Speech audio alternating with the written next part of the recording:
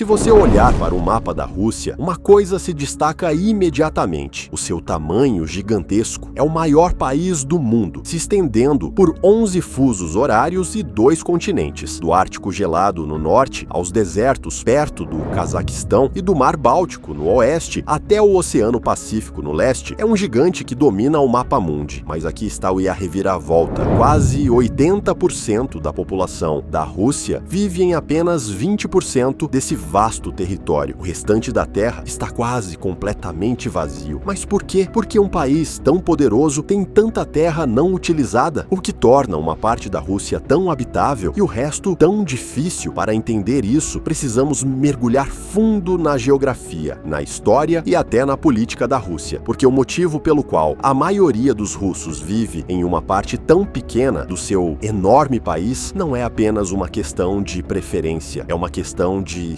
sobrevivência. Vamos começar com o básico. Se você dividir a Rússia em duas partes, Rússia europeia e Rússia asiática, verá um desequilíbrio enorme. A Rússia europeia representa apenas 23% da terra, mas abriga quase 80% da população. Enquanto isso, o lado asiático, também conhecido como Sibéria e Extremo Oriente Russo, cobre mais de 3/4 do território, mas está em sua maior parte vazio. A capital, Moscou, está localizada na Rússia europeia, assim como São Petersburgo, que é o coração cultural da Rússia. A maior parte das ferrovias, indústrias e instituições políticas do país está concentrada nesta parte ocidental. Para entender por que a maioria dos russos nunca se estabeleceu no leste, precisamos voltar a alguns séculos. No início, a Rússia não era o enorme país que conhecemos hoje. Começou como alguns pequenos assentamentos eslavos no que hoje é o oeste da Rússia e partes da Ucrânia. Essas comunidades iniciais foram construídas perto de rios, onde a terra era boa para a agricultura e o clima era mais fácil de suportar, mas as coisas eram muito diferentes do outro lado dos montes Urais. À medida que o Império Russo se expandia, tentou enviar pessoas para o leste em direção à Sibéria. O problema era que a vida lá era extremamente difícil. A Sibéria é conhecida por suas temperaturas congelantes, solo congelado, chamado permafrost, e longas distâncias entre as cidades. Diferente da Europa, onde as cidades podiam crescer ao redor de rios e terras férteis, grande parte da Sibéria era fria demais, remota demais e difícil demais para construir ou cultivar. Mas as coisas começaram a mudar durante a Era Soviética. Quando a União Soviética chegou ao poder no início do século XX, seus líderes queriam espalhar o desenvolvimento e a população por todo o país, incluindo as regiões orientais vazias, como a Sibéria e o Extremo Oriente. Mas, em vez de esperar que as pessoas se mudassem voluntariamente, o governo usou a força. Sob o regime de Joseph Stalin, a partir do final da década de 1920 até os anos 50, milhões de pessoas foram forçadas a se mudar para o leste. Alguns eram prisioneiros políticos, acusados de se opor ao governo. Outros eram simplesmente cidadãos comuns, transferidos por motivos de trabalho ou segurança. Muitos foram enviados para campos de prisioneiros brutais chamados gulags, geralmente localizados nas áreas mais frias e remotas. A vida nesses campos era extremamente dura. As pessoas eram forçadas a trabalhar em minas, florestas ou projetos de construção sob condições congelantes, com pouca comida e abrigo. Ao mesmo tempo, o governo soviético construiu novas cidades e centros industriais no leste. Esses locais geralmente ficavam próximos a recursos naturais, como campos de petróleo, minas de carvão ou bases militares. A ideia era usar a riqueza da Sibéria para fortalecer a economia soviética e ampliar sua presença em todo o país gigantesco. Um dos projetos mais importantes dessa época foi a conclusão da ferrovia Transiberiana, finalizada em 1916. Essa ferrovia vai desde Moscou, no oeste, até Vladivostok, uma cidade portuária no Oceano Pacífico. É a ferrovia mais longa do mundo, com mais de 9.000 quilômetros, e foi projetada para conectar as regiões distantes do leste com o restante da Rússia. Isso foi um enorme feito para a época e realmente ajudou a abrir a Sibéria, mas ainda assim, a maioria dos russos não queria se estabelecer lá. Mesmo com as novas cidades e a ferrovia, apenas pequenos grupos de pessoas decidiram viver nessas áreas. E o motivo era simples: a natureza tornou muito mais fácil viver no lado ocidental ocidental do que no lado oriental. O lado europeu da Rússia sempre foi mais adequado para a vida. O clima é mais ameno, o solo é melhor para a agricultura e o terreno é mais plano e fácil de construir. O solo na parte europeia da Rússia, especialmente em regiões como o Cinturão da Terra Negra, é um dos mais férteis do mundo. Esse cinturão se estende por áreas como Kursk, Voronezh e Belgorod, e é ideal para o cultivo de trigo, cevada e girassóis. Como resultado, essa região produz uma parte significativa dos grãos da Rússia. Quase 70% da produção total de grãos do país vem da região do Cinturão da Terra Negra. Rios importantes como o Volga, que é o rio mais longo da Europa, e o rio Dnieper sempre serviram historicamente como rotas comerciais. O Volga conecta mais de 11 grandes cidades russas, incluindo Kazan, Nizhny Novgorod e Volgogrado, e deságua no Mar Cáspio, sustentando tanto a agricultura quanto o transporte. Essa região também está geograficamente mais próxima da Europa, o que lhe dá melhor acesso ao comércio, à cultura e à infraestrutura moderna. Duas das cidades mais importantes da Rússia, Moscou e São Petersburgo, estão localizadas no oeste. Juntas, elas abrigam quase 19 milhões de pessoas, e por boas razões. Essas cidades oferecem estradas melhores, sistemas de saúde mais fortes, mais oportunidades de emprego e educação de maior qualidade. Muitos dos principais negócios e escritórios do governo estão baseados em Moscou, atraindo profissionais, artistas e estudantes de todo o país. Mesmo durante os tempos soviéticos, sempre houve uma preferência pelo oeste. A elite russa, incluindo funcionários do governo e intelectuais, vivia em Moscou ou São Petersburgo. A maior parte dos investimentos do país era direcionada primeiro para essas cidades. Esse padrão continua até hoje. O salário médio em Moscou é quase o dobro da média nacional. Esse foco no oeste criou uma divisão clara. Enquanto a região ocidental se tornou um poderoso centro econômico e político, a metade oriental, especialmente a Sibéria e o extremo oriente russo, ficou para trás. E isso acontece porque viver no leste é extremamente difícil. A Sibéria é conhecida por seu clima severo. Em lugares como Yakutsk, que é a cidade mais fria da Terra, as temperaturas podem cair abaixo de menos 60 graus Celsius no inverno. Os rios ficam congelados durante a maior parte do ano e, durante os curtos verões, nuvens densas de mosquitos tornam a vida insuportável. As cidades são poucas e muito distantes umas das outras, separadas por vastas florestas, montanhas e terras congeladas. As estradas e a infraestrutura são difíceis e caras de construir, e a agricultura é praticamente impossível na maioria das áreas. Mas apesar de estar vazia, a Sibéria está repleta de riquezas naturais. Essa enorme região contém a maior parte das reservas de petróleo e gás da Rússia, tornando-se uma das áreas mais ricas em recursos do mundo. Segundo estimativas oficiais, a Sibéria é responsável por mais de 80% da produção de gás natural da Rússia e por cerca de 70% da produção de petróleo. Na verdade, uma grande parte do gás natural, do qual a Europa depende, vem de campos de gás localizados no interior profundo da Sibéria. Da mesma forma, no coração da Sibéria está uma das maravilhas naturais mais impressionantes do planeta, o Lago Baikal. Não é apenas mais um lago. Baikal é o lago mais profundo do mundo, atingindo mais de 1.600 metros de profundidade abaixo da superfície da Terra. Mas ainda mais impressionante é que ele contém cerca de 20% de toda a água doce do planeta. A Sibéria também abriga mais de 40% das reservas de carvão da Rússia e possui algumas das maiores minas de ouro e diamantes do mundo. Por exemplo, o depósito de ouro Sukhoi Log, em Irkutsk, é uma das maiores reservas de ouro inexploradas do planeta, com um volume estimado de 540 toneladas de ouro. A região também contém grandes depósitos de urânio, o que torna a Rússia o quinto maior produtor de urânio do mundo. Mas há um grande desafio: extrair esses recursos do subsolo custa muito dinheiro. Em lugares como o Ártico ou perto de regiões extremamente remotas, o clima é congelante, o terreno é de difícil acesso e quase não há estradas. Isso significa que a perfuração de petróleo ou a mineração nessas áreas é muito mais cara do que em locais mais quentes e acessíveis, como o Oriente Médio ou os Estados Unidos. Além disso, transportar equipamentos e materiais por distâncias tão tão longas torna tudo ainda mais difícil e mais caro. Por causa dessas condições difíceis, a maioria das pessoas que vive na Sibéria está lá apenas por causa de empregos relacionados ao petróleo, gás ou mineração. A vida nessas cidades não é fácil, pois elas estão longe dos grandes centros urbanos, cercadas por florestas ou gelo, e o clima é extremamente frio. Quando os recursos se esgotam, muitas pessoas vão embora e as cidades acabam sendo abandonadas. É por isso que há muitas cidades fantasmas nessa região. Os governos russos tentaram resolver isso, ofereceram terras gratuitas, impostos mais baixos e incentivos financeiros para convencer as pessoas a se mudarem para o leste, mas a maioria ainda recusa. O motivo é simples: o clima é severo demais. Os locais são muito isolados e é difícil encontrar coisas básicas como escolas, hospitais ou internet de qualidade. A vida simplesmente é dura demais. Outro motivo para o estranho padrão populacional da Rússia é seu acesso limitado a oceanos de águas quentes, e isso sempre foi um problema grave para sua economia, comércio e forças armadas. A maior parte do litoral russo está congelada durante boa parte do ano, ou está longe das principais rotas marítimas globais. No norte, a Rússia faz fronteira com o Oceano Ártico, mas durante a maior parte do ano ele está coberto por gelo espesso, tornando o comércio e a movimentação naval muito difíceis. Embora as mudanças climáticas tenham aberto algumas rotas marítimas no Ártico nos últimos anos, ainda são imprevisíveis, perigosas e extremamente caras de navegar. No extremo oriente, a Rússia toca o Oceano Pacífico e cidades como Vladivostok funcionam como portos importantes, mas o problema é a distância. Vladivostok está a mais de 9.000 quilômetros de Moscou. Fica do outro lado da Sibéria e, embora tecnicamente seja um porto de águas quentes, as temperaturas de inverno ainda podem congelar as águas ao redor e dificultar o acesso, especialmente sem apoio constante de navios quebra-gelo. Esse isolamento fez com que os portos russos no Pacífico fossem importantes, mas não centrais para o comércio diário ou para a vida populacional. O melhor acesso oceânico da Rússia é pelo Mar Negro, através de portos como Sebastopol, mas aqui também existe um porém. Para chegar ao Mar Mediterrâneo, os navios russos precisam passar pelos estreitos de Bósforo e Dardanelos, ambos controlados pela Turquia, que é membro da OTAN. Em tempos de tensão ou guerra, esses pontos de estrangulamento podem ser bloqueados, cortando efetivamente a Rússia do Oceano Atlântico e das rotas comerciais globais. Portanto, como o acesso a portos de águas quentes está principalmente no oeste ou no extremo sul, a população, a infraestrutura e a indústria naturalmente se desenvolveram mais próximas dessas áreas. Mas esse vazio também é uma das maiores armas da Rússia. Embora o leste da Rússia possa parecer uma fraqueza por ter tão poucas pessoas, na verdade, ele dá à Rússia uma poderosa vantagem militar. E essa vantagem é o espaço vasto. Essa imensa terra vazia funciona como uma zona de amortecimento natural. Se um inimigo tentasse invadir pelo leste, teria que atravessar milhares de quilômetros de florestas, rios congelados e cadeias de montanhas. Alguns dos terrenos mais hostis da Terra antes de chegar perto dos principais centros populacionais da Rússia. Isso dá à Rússia tempo para detetar, atrasar e responder a qualquer ameaça. Isso não é apenas teoria, já funcionou na história. Durante a Segunda Guerra Mundial, a Alemanha nazista invadiu a União Soviética pelo oeste, numa campanha conhecida como Operação Barbarossa. À medida que as forças alemãs avançavam, as tropas soviéticas recuaram estrategicamente para o interior, usando a vastidão do território para esticar as linhas de suprimento do inimigo e ganhar tempo. Enquanto os alemães lutavam contra o rigoroso inverno russo e as longas distâncias, os soviéticos se reorganizaram, se rearmaram e eventualmente os expulsaram. O mesmo princípio se aplica ao leste. A geografia da Rússia desacelera qualquer invasor, permitindo absorver e resistir aos ataques. Durante a Guerra Fria, a União Soviética construiu algumas de suas mais importantes bases militares, silos de mísseis e estações de radar por toda